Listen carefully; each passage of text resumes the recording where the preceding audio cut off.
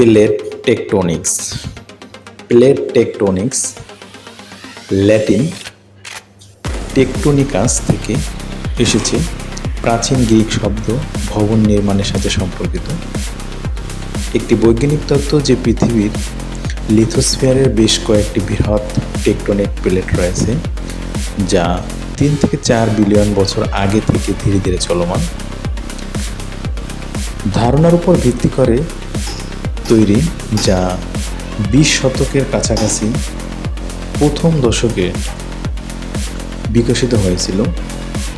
1960 এর দশকের মাঝামাঝি থেকে শেষের দিকে সমুদ্রতলের বিস্তার বৈধ হওয়ার পর ভূবিজ্ঞানীরা প্লেট টেকটোনিক্স গ্রহণ করেছিলেন, যে প্রক্রিয়াগুলির ফলে প্লেট তৈরি হয় এবং পৃথিবীর ভূত্বক গঠন করে তাকে টেকটোনিক্স প্লেট বলে।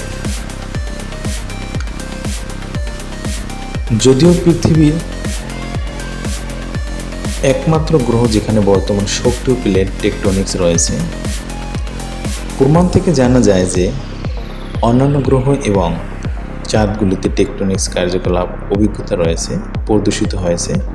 উদাহরণস্বরূপ, বৃহস্পতির চাঁদ, ইউরোপ পৃথিবীর প্লেট টেকটোনিক্সের মতো বরফের ভূত্বকীয় প্লেটগুলির নাড়াচাড়া এবং মিথস্ক্রিয়ার লক্ষণ দেখা যায়।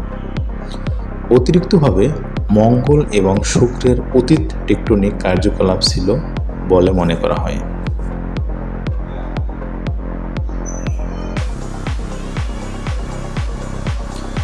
যদিও পৃথিবীর মতো একই আকারের পৃথিবী লিথোস্ফিয়ার গ্রহের অনমনীয় বাইরে খোলা যায়, যার মধ্যে রয়েছে ভূত্বক এবং উপরের আবরণ, 7 বা 8টি প্রধান প্লেট এবং অনেকগুলো ক্ষুদ্র প্লেট বা প্লেট প্লেট এ বিভক্ত।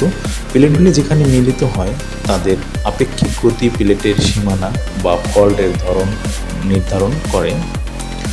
অভিসারী বিচ্যুতি বা রূপান্তরিত প্লেটগুলির আপেক্ষিক গতি সাধারণত বার্ষিক 0 থেকে 10 সেন্টিমিটার পর্যন্ত হয়।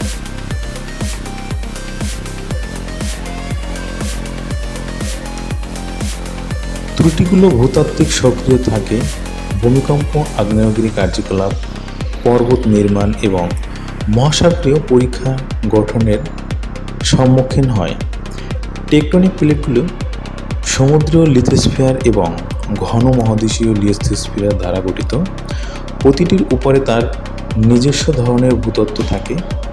অভিবাসী প্লেটের সীমানা বরাবর অধোগমন প্রক্রিয়াটি একটি প্লেটের প্রান্তকে অন্য প্লেটের নিচে এবং ম্যান্টেল নিয়ে যায়। এই প্রক্রিয়াকে পৃথিবীর মোট পৃষ্ঠের ক্ষেত্রফলের ক্রাস্ট হ্রাস করে।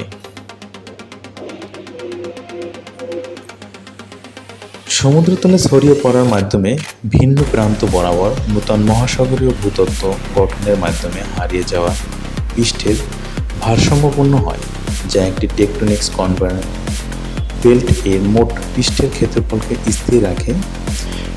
টেকটোনিক প্লেটগুলো তুলনামূলকভাবে অনমনীয় এবং নিচে নমনীয় অ্যাথনোস্ফিয়ার জুড়ে ভেসে থাকে।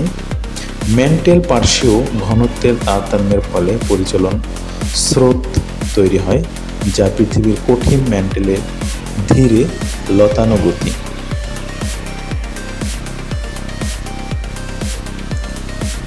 সমুদ্রতলে বিস্তৃত শৈলশিলার প্লেটগুলি শৈলশিলা থেকে দূরে সরে যায়, যা একটি ভূপ্রকৃতির উচ্চতায় এবং নবগঠিত ভূত্বকটির সরে যাওয়ার সাথে সাথে শীতল হয়, এর ঘনত্ব বৃদ্ধি করে এবং গতিতে অবদান রাখে। একটি সাবডাকশন জোন তুলনামূলকভাবে ঠান্ডা ঘন মহাসাগরীয় ভূকম্পনটি ম্যান্টেলের মধ্যে ডুবে যায়। একটি ম্যান্টেলের কোষের নিম্নগামী পরিচালন অঙ্গন তৈরি করে, যা প্লেটের গতি সবচেয়ে শক্তিশালী চালিকা শক্তি। সক্রিয় পরিচালনা ম্যান্টেলের ভিতরে ঊর্ধ্বমুখী হওয়া এবং চাঁদের জোয়ার ভাটার টানের মতো অন্যান্য প্রস্তাবিত কারণগুলির আপেক্ষিক গুরুত্ব এবং মিথস্ক্রিয়া এখনও বিতর্কের বিষয়।